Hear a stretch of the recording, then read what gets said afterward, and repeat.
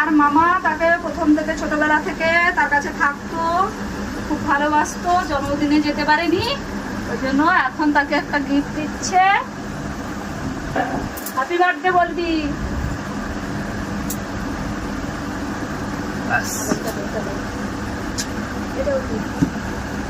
এটাও তো, এটা কি আছে একটু খুলে দেখাও মন সোনা, এটা একটু কি আছে খুলে দেখ।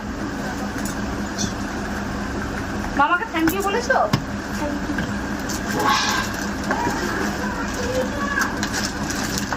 খুলে দেখি।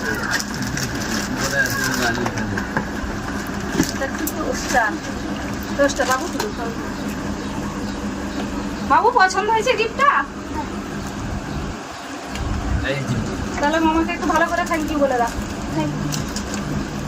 আদর করে দাও মামাকে একটু। ইয়েস,